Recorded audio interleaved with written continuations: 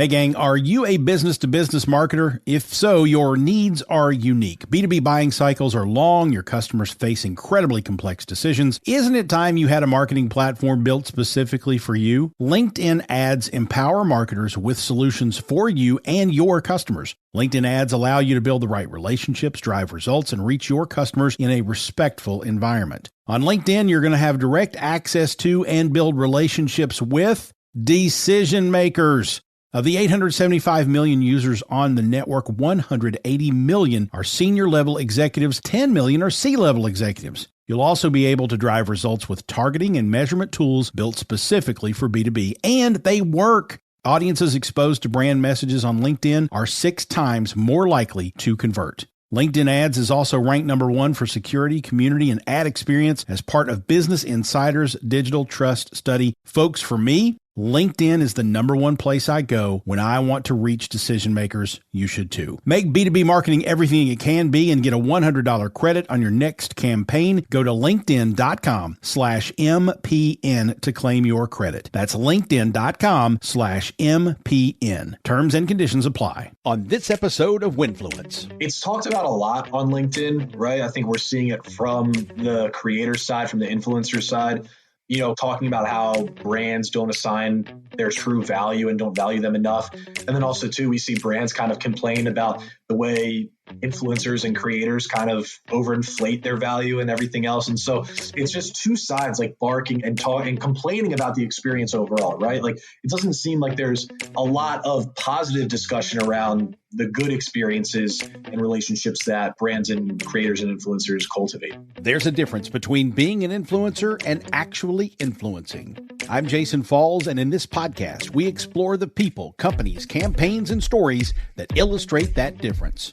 Welcome to Winfluence, the Influence Marketing Podcast.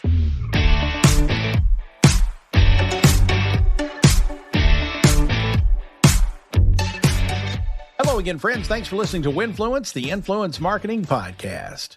Those of us on the agency or service side of the influence marketing industry covet one thing, really: insights from brand side marketers, particularly those who are the decision makers in the business.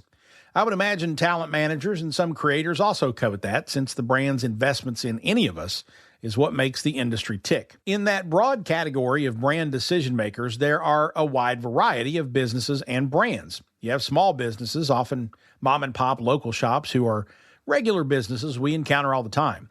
They're probably not often called startups, which is a separate category. These are companies that often take on investments and try to grow to be medium or large businesses. They're a little tricky because when they're really new, they really don't have any money to invest in marketing. As they grow or take on investments, that budget grows, and they can wind up being a godsend for those of us looking for brands to help who are also able to pay for that service. And then there are mega brands, the ones you always hear about. They have big teams, multiple brands within portfolios, and lots of money to spend typically. A few weeks ago on LinkedIn, one person at the latter of those 3 types of companies struck up a conversation that caught my attention. Kyle Peters works in the strategy and innovation department at Nestle, the largest retail company in the world. He focuses on internal innovation, but he joined the team there after building a startup ice cream brand. So he's been on the startup and small business side too. Kyle asked this: what is the value of an influencer? I was intrigued, so I jumped in and contributed to the comments, but then asked Kyle if he'd come on Winfluence to talk about the topic. We'd be tickled to have someone from Nestle sharing that kind of conversation with us. His perspective from the startup and small business side are certainly helpful too. So today, Kyle joins me to talk about his background and then the value of influencers from both sides of the aisle, how influencers and creators value themselves versus how agencies and brands do. Let's just say it's an interesting discussion, and it's coming up on the show. Winfluence is presented by Scipio.ai, the community commerce marketing platform. I love what they're doing so much, I joined the company as Executive Vice President for Marketing in November. Scipio.ai is a platform that has a family of applications that helps you drive commerce through your own community. One of those taps into a big theme for 2023 for brands and creators, and that's efficiency. Whether you are a brand or a creator, you probably spend a lot of time writing and rewriting captions for social media content. You also have to make sure that content will perform well by keeping up with the trends across social media, right? Well, our gift to you this holiday season is a solution called Vibe Check. Think of it as an AI content generator with an extra brain for optimizing social media posts and predicting success. Tell VibeCheck the idea of your post or even campaign. Give it a call to action, the tone of voice you prefer, and the length of the word count. With the push of a button, you have a library of smart content recommendations with predictive analysis of how that post will perform. VibeCheck's powerful generative AI engine digs into the big data of over 140 million social media users, posts, images, and videos. It mines that data for deep learning insights to give you not just content, but content that will perform. That makes it very different from other AI content generators out there. Now, you know I'm not a fan of automating content creation. I feel like it takes the humanity out of the content, but that's not the point of VibeCheck. It actually produces a ton of great content. And by the way, the AI engine that we've got at Scipio.ai is pretty damn impressive. So the humanity's in there. But again, that's not the point. VibeCheck produces that content to save you writing time. You still need to review and edit it. You still need to make sure it's perfect, but it gets you 90% of the way there, which makes you more efficient. Scipio.ai wants to give you that power of efficiency and time as a holiday gift. Sign up for a 2-week free trial, absolutely no credit card required. So all you got to do is go sign up. Go to jasonfalls.co/vibecheck, VIBECHECK, jasonfalls.co/vibecheck, and start creating all the captions and content you need with the click of a button. Free for 2 weeks. Just see if you like it. I'm betting you will. jasonfalls.co/vibecheck. Seriously, folks, this will change the game. If you write a lot or have a lot of clients that you need to write a lot of captions for, do it. jasonfalls.co/vibecheck. What is the value of an influencer? We have the perspective of a startup company founder who also happens to work at one of the largest retailers in the world.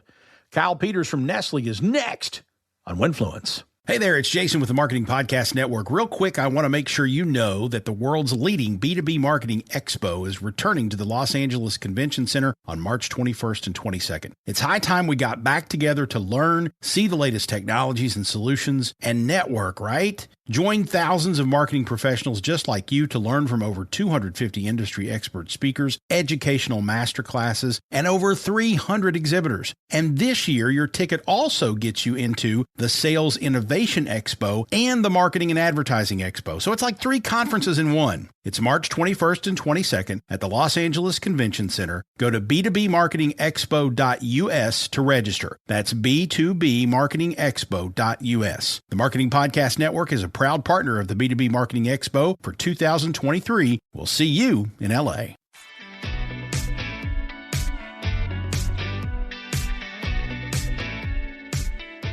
Kyle, this is a real treat for us today, which is an interesting coincidence. You work on strategy and innovation at Nestle, which makes a lot of treats. So we don't frequently get folks from the big CPG companies to come talk influencers with us. So thanks for hanging out. Before we talk influencers, though, I want people to hear the Kyle Peters story. You founded Carter and Oak Ice Cream, either with or for your mother, right? Tell us that story, which will then kind of lead me into my next question.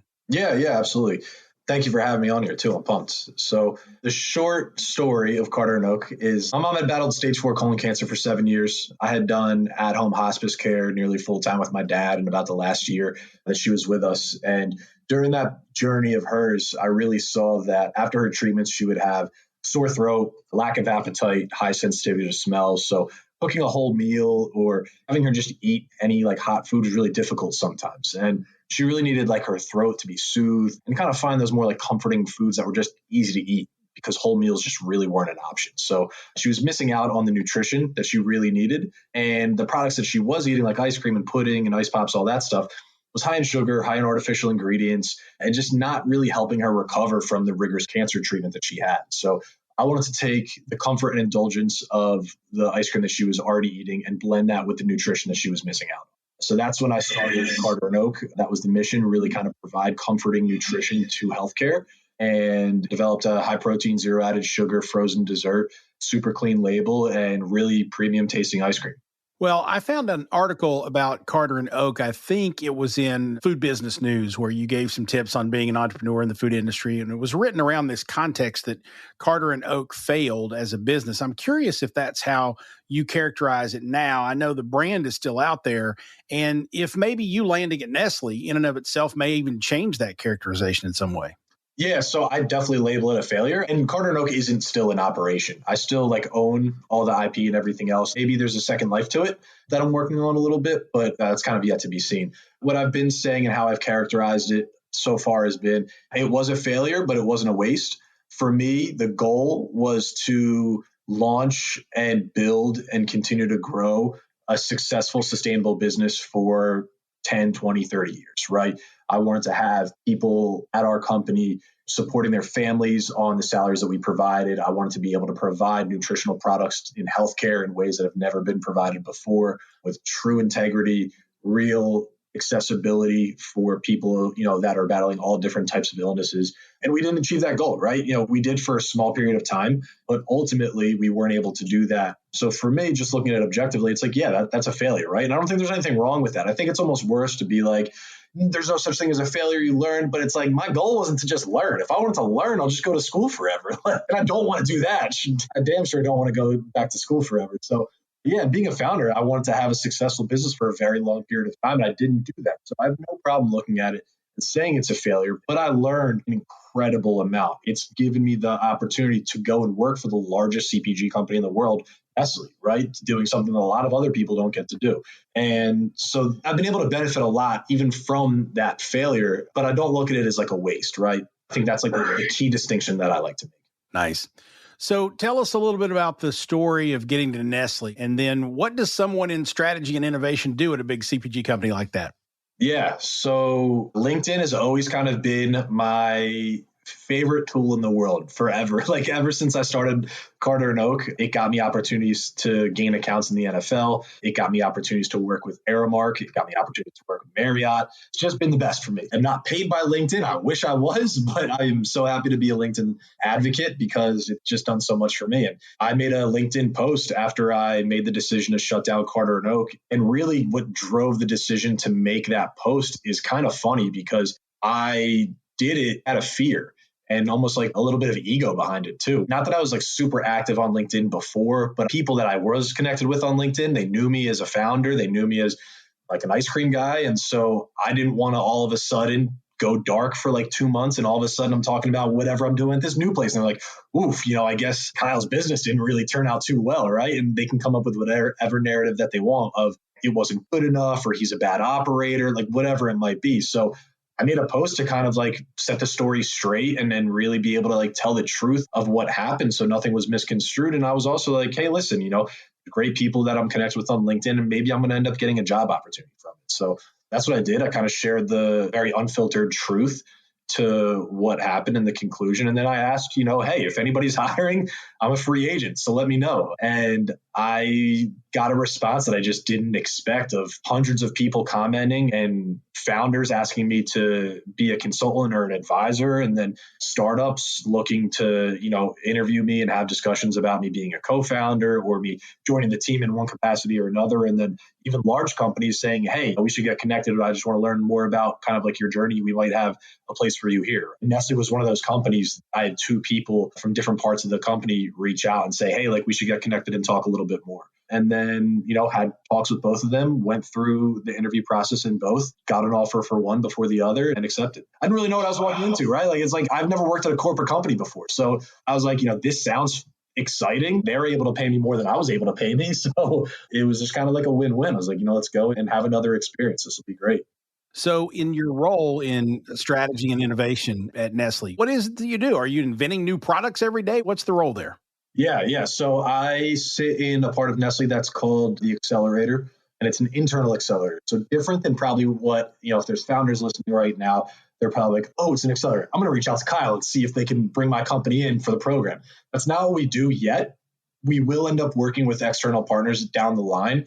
That's yet to be seen when it'll exactly be. But currently, it's strictly for internal innovation. And it's tough because I kind of have to dance around a few things. But I just talked at a virtual conference about our process and everything. So I should be able to be pretty clear on kind of, the way we do things. But essentially, like I said, it's for internal innovation. I work across categories in coffee, creamers, frozen meals, and frozen pizza. And so every project will have a group of stakeholders, which will be made up of some of our in market executives. So, like our chief strategy officer will sit on projects and be part of like sprint reviews occasionally, or at the very least, part of our like final end of project like demo day where we present everything back and kind of have discussions about what's next. And then we'll have like, if it's a beverage, our global president of beverage. If we're working with a specific brand, it could be, the top ranking person for that brand in the market, maybe even the global member too that helps lead that brand. So we have that group of stakeholders. They kind of come up with like this like rough scope of what they're looking to achieve. Maybe it's a brand that typically has consumers that are over the age of 60. And they're like, hey, listen, we need to bring in younger consumers from the Gen Z and millennial generations. So we want you to develop a product for this brand that speaks to those consumers, right? You'd say, okay, great. We get on track. Essentially, it's me, one other person that are full-time on accelerator projects over those categories. And then we pull in a cross-functional team from Nestle, maybe somebody from that brand, a marketing person from that brand, and maybe it's like somebody from our technical team. We always have a product developer, people from different expertise, right? We do that and we go through what should be 6 months. So ideally, these are 6-month sprints. Sometimes they go a little bit longer, right? But should be 6 months. And we go from kind of like ideation, conceptualizing these ideas, running like quantitative and qualitative analysis, figuring out what's making consumers tick, what problems can we really solve, making sure that we are solving a consumer problem and not just trying to solve like a Nestle problem, but truly like adding value for consumers and doing something that maybe hasn't been done before. Figuring that type of stuff out. We have amazing product developers that then, get to work and start messing around with different ideas, bring us physical prototypes, continue to test with consumers. And then ultimately, towards the end, we do like an in-market test with some type of retail partner, or it's an e-commerce test, something that makes sense for whatever it is we innovated. Then we want to get about 8 to 12 weeks of learning of the product in market to understand velocities, how it's like communicating with consumers on shelf or on an e-commerce platform. And then from there, we just take all of our data, we put it all together and do what we call our demo day, which a lot of founders are probably familiar with. It's basically just like a pitch back to the stakeholders to say, this is all of our findings, and we need X amount of dollars to be able to create X amount of revenue because we've identified this is a true opportunity in the market. The other side could be, hey, we identified that we shouldn't play in this side of things, right? Like, the purpose is to be quick and efficient when it comes to spending. And so these projects give us an opportunity to low cost, low risk, identify areas of opportunity or identify areas that we shouldn't be investing large amounts of money into. So a recommendation of, hey, this isn't what's best for Nestle right now is totally fine, right? And it's good that we do that with the budgets that we work with versus the budgets that the actual brand might be working with nationwide launches and stuff, right? So that's kind of the main purpose, a little bit of our workflow. So in all that, a couple of questions popped for me, and one of which is obviously the topic that I wanted to kind of invite you here to talk about, which we're going to get to after the break. I want to just kind of set the stage for that conversation now. You're digging into consumer insights, you're digging into the marketplace, you're talking to people in market and whatnot. And there's, dozens of layers that Winfluence kind of lays on top of all that work. But I'm curious for the, larger social media influencer conversation, are you incorporating influencers in that work at Nestle, or is your experience more from the building of the Carter and Oak brand where you got the experience with influencers that informed your opinion on them? Yeah, so most of my influencer experience is from Carter and Oak. There are some opportunities that I'm working on kind of building into our like insight strategy because I feel like there is opportunity for it. It's a sensitive line to walk because it's one of those things in innovation, especially at a company like Nestle, where it's like we need the responses from consumers, but we can't expose ourselves to too many people because then the whole world knows, right? And as we know on like TikTok or something, if we go and we put something out there, it could hit. And next thing you know, 4 million people see it, right? And that's not always ideal for us, even though like so many people's dreams, it's like we want for us, it's we want the insight without the risk, right? So how can we get the insight and all the data that we need, but without that exposure, maybe before like a patent is filed or just, hey, like we can't get a patent, but like we want to be first to market. So we're just going to put our heads down and really work on this. And if we tell 1 million people, it's not going to be really effective. right? So the insight would still be valuable, but we put ourselves in a sticky situation. It's an interesting line to walk at Nestle. But yeah, a lot of my experience is coming from Carter and Oak. I would say that a surefire way to kill a product is to have it go viral, let's say, in the focus group stage and not be able to keep up with the demand. If you had 4 million people all of a sudden want to buy this and you didn't even have a supply chain mapped out yet, you're just dead in the water. Yeah, absolutely. So this is the point where we tease the people to stick around for more after the break, because the whole reason I wanted Kyle to come to the show is a LinkedIn post he threw out a couple weeks ago on the value of an influencer. We're going to talk to Kyle Peters, who builds products for Nestle, and what he thinks of influencers after the break. Stay tuned. Hey there, it's Jason Falls. If your company or maybe one of your clients sells to marketers, you look for advertising channels that guarantee business marketers are paying attention, right? Let me introduce you to the Marketing Podcast Network. You're listening to it right now. It's a network of podcasts all about marketing. So 100% of MPN's audience are marketers. Reach them by advertising on the Marketing Podcast Network. Learn more and find our media kit at marketingpodcasts.net.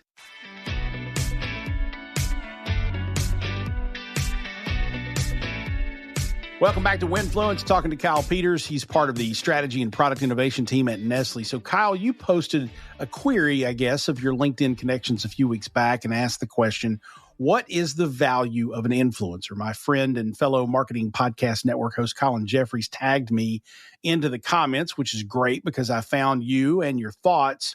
You had some interesting things to say there. So without stealing your thunder, where do your work and thoughts intersect with influencers, and kind of what brought about that question?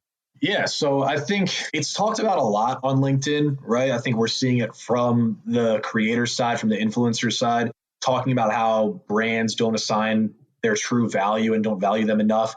And then also, too, we see brands kind of complain about the way influencers and creators kind of overinflate their value and everything else. And so it's just two sides like barking and talking and complaining about the experience overall, right? Like it doesn't seem like there's a lot of positive discussion around the good experiences and relationships that brands and creators and influencers cultivate. So to me, like I saw somebody else's post and I wish I could give them the credit. Now I might have mentioned them in the post. That spurred the thought for me, like, what's the value of an influencer? How do you figure this out? Like, it's just such like a polarizing topic that a lot of people aren't agreeing on. So it was really like me posing a question and just kind of putting out my thoughts to it. I'm getting really granular now, but I think influencers and creators are different. I think an influencer can also be a creator, but I don't think all creators are influencers. And I think that's a distinction that is probably not like widely accepted or known or understood, whatever you want to say. But I think that's like the first piece. And so I think creators and influencers have an overinflated sense of their own value because it's so personal, right? And like they should, they should feel very like confident and value themselves for what they're doing. But sometimes it can be a little bit too much. Like I think I said in the post too, like everybody thinks they're a Kardashian, right? Like it's not the case. Like maybe someday, but like right now you're probably not.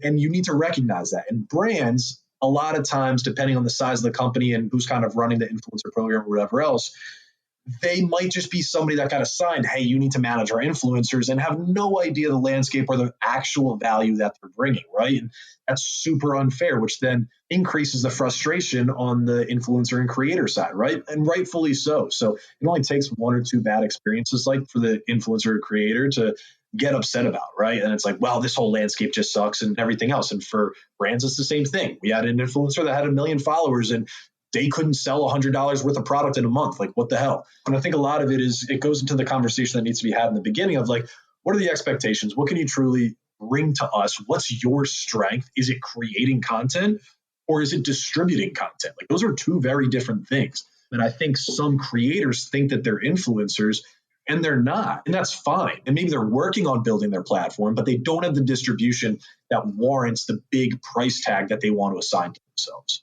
Well, I love that you dove into some ideas for creators and or influencers on how they can correct their perception of themselves. And it really came down to all about proof points, right? Tell us what creators can do to convince brands they're worth more than the brand thinks.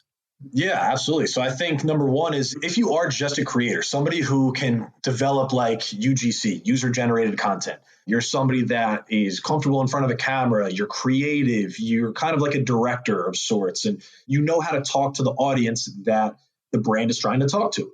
But maybe you don't have like the platform and the distribution that the Kardashians have or a professional athlete has or whatever else, right? And that's fine. But then you kind of have to look at what you're doing through the lens of you're kind of like, I don't want to say just, but like you're a photographer and videographer. The same way that like a creative company that's filming advertisements and everything else, you're similar to them where the value you're bringing is the production quality. I know how to talk to the people you want to talk to better than you do. And I can do it in an authentic way and can do this in a way that, you know, those traditional just studios can't do, because there is a little bit of an art to being able to pick up your phone, switch the camera to the selfie mode and talk in an engaging way, cadence and everything else. Like that's a skill. So they're great at that, but I think they need to recognize that they're more of a creator versus an influencer. So I think if you can approach it through that lens, then you don't have the brand team kind of being like, look at this person, like, who do they think they are? Like, it kind of like levels the playing field of like, okay, this person is reasonable and they understand what the value is that they have to us, because that's what you need to know. You need to know what can you do for the brand, and that's how you sell yourself. What boxes do you need to tick? And so I think to, again, touch on those like data points that you had talked about, they need to be able to prove, hey, my content is driving X amount of engagement on brand platforms, right? So if a creator makes a video and a brand launches it on their page, what is the increase of engagement on your post that they put out versus a post that maybe they generate on their own, right? So you can just look at their page and see that, right? So what's like the average of their 5 posts before the one that they made, before the post that you created, right? So then what's that increase from those 5 previous posts to now the one that they launched where you're the star? Use that as a data point, because that's an increase in average engagement that they're going to see. Talk about your personal platform. You can sell that a little bit too, but then just showing your portfolio. It's the same as like an artist, right? So share that portfolio with them, what you can do and why you can speak to their consumers better than they can, or continue to be a megaphone in the way that they're currently speaking to their consumers. So just understand that you're an addition to their overall strategy and you're not like the be all end all. And the thing is, at the end of the day, they don't like you, they'll go and find somebody else. There's somebody else that will go and talk to the camera and talk to their consumers. There's a lot. So if you get to the point where you can have that meeting and conversation with them, they're looking for a reason to not work with you, essentially. So don't give them that reason. Give them only reasons to work with you. And then on the influencer side, it's talking about your platform, your engagement, the increase in engagement. I think there's a little bit of like, you have to build that trust with the brand of like, hey, I need basically like a flat fee to get started because it's going to take time. It's going to take my resources and everything else. So I need to at least get paid for my time. And then, you know, if they're looking to drive sales, then okay, if I'm an influencer that's really confident in the platform that I've built, I'm going to say, hey, let's agree on a flat rate, and then we'll do commission for the first month. We'll see how that engagement works. And when I drive the sales that I know I can drive for you, we're going to renegotiate this contract and increase it, right? So make it for that single period of time. And then once that contract ends after the first month, reassess. If you provided the value that you felt like you could, they're going to come back and you renegotiate from there, because then you were able to display your value more than just saying like, hey, trust me, I'm going to get you stuff. Because I know plenty of times that brands speak to influencers that have 1 million followers, literally 1 million followers, and can't sell $100 worth of product. And if the goal is to sell product, that's very ineffective. Like, you're not just going to get paid because you have a number next to the word followers. If the goal is impressions and brand awareness, that's very different. But even still, you need to be able to prove that your followers and the engagement that you're garnering is from real people and not from just bots or whatever else, just ghost followers and stuff. Right. The thing that I've used to explain, and I think this actually is useful for both brand side folks and for the creator side folks to listen to and hear, because I think it does explain why there's a little bit of a misperception on both sides of the aisle. I've always tried to tell my clients that when you are engaging with an influencer or content creator online, you're basically paying them for 3 things. You're paying them for their time, you're paying them for their content, and you're paying them for access to their audience. And those 3 things are valued differently on both sides of the equation. I think for the creators out there, what they don't understand is the one thing that the brand typically values more than anything is, can your content actually move people to convert? And what creators don't understand is, even if they have a good history of driving conversions through their channel, Brands are used to paying for that type of thing on a cost per conversion, cost per acquisition basis. And you're talking dollars or cents per conversion. You're not talking a lot of money.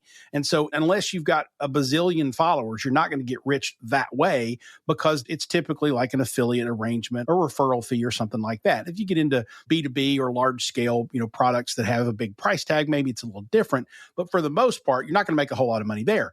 So what the creator needs to do is make sure they understand the value of really good content, because they can sell that, and the value of their time if they were to be only a content creator. If you were only a designer, only a photographer, only a videographer, whatever, what's your hourly rate? How long does it take you? Do that math. I think if creators were to present that, hey, here's what you have to pay for my creative output, just like you would pay for a freelancer, brands might be like, oh, okay, that makes a little bit more sense. But brands also need to be willing to back off a little bit and say, well, I'm only going to judge you on how many units you sell, because you're getting more value than just that out of a creator. Yeah, absolutely. I totally agree with that. Both sides needing to kind of look through a slightly different lens, right? And I think once they can kind of both do that, I think people can end up with everybody kind of being happier. It just takes that little slight shift in perspective for them to understand things a little bit better and kind of gauge expectations. And also, too, I think a lot of creators and influencers are trying to price themselves based on like the 1% earners in influencing and creating. They're like, well, so-and-so is making $20,000 per like video and stuff. And it's like, but that is the top 1% of what's happening. You could get there, but like, you also need to sit like, what's their audience? Like, what else are they doing? Like, you need to understand where you're at. And there's nothing wrong with being a stronger creator than an influencer. Like, influencer side will build and grow as you do these things, but it's going to grow and build if you're being more realistic with, hey, right now my strength is really in creating. So I'm going to do that, become a really great storyteller for these few brands, and then contracts will grow. And brands need to build comfort. That's the other thing I think that needs to be understood too, is like, brands aren't just going to jump in and sign massive checks for you right away, right? Not unless you are Kim Kardashian or a professional athlete and stuff. If you're just Edward Jones in some random state, right? And they're like, oh, okay, well, you have 50,000 followers. Like, that's interesting. Like, I can go find John Smith, who also has 50,000 followers, right? Like, so if what you're doing is similar to what you can find somewhere else, like, you need to recognize that, but then just be easy to work with, right? And understand every video you do, every engagement you have is a chance to just continue to build that relationship. And people want to do business with people that they like. So if you can get the brand to feel comfortable and to like you because of your personality, the way of working and everything else, you can earn that business forever. I think that's kind of an approach that I would love to see creators take, but brands need to be a lot more receptive for sure too. Now, I know that you contextualized this a little for us earlier with your role on the strategy and insights team. So you're talking about the sort of the preliminary focus group, building a platform and an argument for a new product. You're not necessarily engaging influencers in the marketing of a product in your role, but I know a lot of folks might be interested to hear the answer to this. You're at Nestle, the largest CPG company in the world. How big are influencers in the conversations that you or your colleagues have day to day with brand teams, marketing leads, the agencies you work with? Are they as big of the planning puzzle as those of us in the industry think they are, or are we perhaps a little overhyped on them? So I don't work as closely with that strategy as a lot of other people at Nestle do. We do have like an entire group where influencer marketing is like a good chunk of.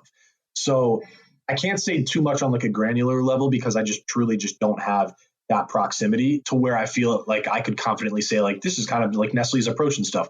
But what I can say is we do have a division, a marketing division that influencer marketing is a good slice of the pie, right? Two ways. We do like some self-managed stuff and we also do like agency managed stuff as well. I imagine Nestle has some engagements that work well for everybody. And I imagine there's probably opportunities for Nestle to do a little bit better too, right? So they're certainly not batting 1,000. We have some really smart people that sit on that group and people that are from the generations that brands like Nestle and the brands in our portfolios are trying to communicate with. I feel like we have strong people in place to like say, hey, we need to think about this approach differently. Like that change is happening, I feel, more and more, because there is value being assigned to the megaphone and platform and ability to create that these people have. And now slowly, we're starting to have millennials who are the oldest people that understand this piece, I would say, right? Like as a whole, the millennial generation is the oldest generation with the largest number of people that understand the value of influencer marketing, right? So as we're getting older, I think now we're getting into roles that we're able to make more decisions and call more shots and develop the strategies to implement. So I think even over the next 2, 3, 5 years, we're going to see larger companies becoming more and more effective and like realistic in those approaches and being a little bit more like progressive, just purely based off like who is now in the driver's seat. Sounds to me like the future of influencer marketing is a bright one. Yeah, I would say so. I think, there's definitely some change, but it's all about how can you just capture consumer attention, right? And there's always going to be another social media platform that people are going to gravitate towards. And if that's where the attention is, that's what brands are going to try and get. So I think, it's here to stay for a while, if not forever. Awesome. Well, Kyle, I really appreciate your story and the motivation to create something inspired by your mother. And even though Carter and Oak wasn't your billion-dollar exit, you're in a good place doing good work, probably as a result of all of that. And I'm also honored you would come and share your thoughts on influencers with us here on the show. Where can people connect with you if they want to follow along with your career and see what your work will bring us? Yeah, for sure. Honestly, I'm probably most active on LinkedIn. So I think my URL is just Kyle C. Peters. And yeah, add me on LinkedIn. I'm the most active there. Awesome. Well, we'll make sure that links are in the show notes to that. Kyle, thanks again for taking the time with us, sir. Yeah, absolutely. Thank you. Always good to get the perspectives from the brand side folks, even if they aren't the primary decision maker for the brand or spend for influence marketing help. But we want to inform what we do and how we approach the work, right? So good to hear from Kyle. Check him out on LinkedIn and see the links to his various places online in our show notes, which you can find at jasonfalls.co/Kyle Peters. Also, don't forget to completely change the way you produce social media content for the better. Get Vibe Check from Scipio.ai. A 2-week free trial, no credit card required, awaits you at jasonfalls.co/VibeCheck. And to help us create a bigger and better vibe here on the show, tell someone who might want to know more about influence marketing, about this podcast. Send them to winfluencepod.com or share a link to this episode on your social network of choice. If you have a moment, drop Winfluence a rating or review on your favorite podcast app. We are on all of them. You can also help make a future episode of Winfluence awesome. Ask your question about influence or influence marketing that you want my answer to or take on. Send an email to jason@jasonfalls.com. If you're feeling adventurous, record a voice memo on your phone and email me that file. I'll let you ask the question right here on the show using the recording. Winfluence is a production of Falls & Partners and presented by Scipio.ai. The technical production is by MPN Studios. Winfluence airs along MPN, the Marketing Podcast Network. Thanks for listening, folks. Let's talk again soon on Winfluence. Winfluence, the Influence Marketing Podcast, is an audio companion to my book, Winfluence, Reframing Influencer Marketing to Ignite Your Brand. Get your copy online at winfluencebook.com. While you're there, sign up for the latest ideas about influence marketing delivered in my periodic newsletter, or book me to speak to your company or organization about influence marketing. And if you need help with your influence marketing strategy, drop me a line at jason@jasonfalls.com.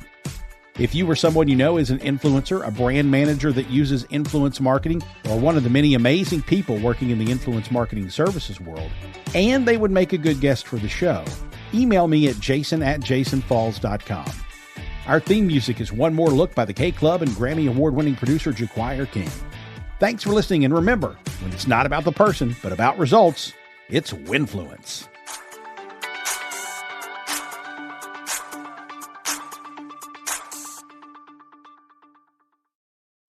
You may know you are listening to this show along the Marketing Podcast Network, but did you know there are other great shows on MPN to help your business? Izzy House hosts a great podcast called the Space Marketing Podcast. Izzy, tell us what these fine folks will get out of listening. Space Marketing Podcast is where we explore marketing principles, strategies, and tactics through the lens of space. I talk space with some very interesting industry professionals about their challenges and successes with marketing in the new commercial space economy. This show is for business leadership, entrepreneurs, and the space curious. Wow. And where in the universe can people subscribe? All of the major channels, and you can also find it on MPN and spacemarketingpodcast.com. You heard her. Go subscribe. This podcast is heard along the Marketing Podcast Network. For more great marketing podcasts, visit marketingpodcasts.net.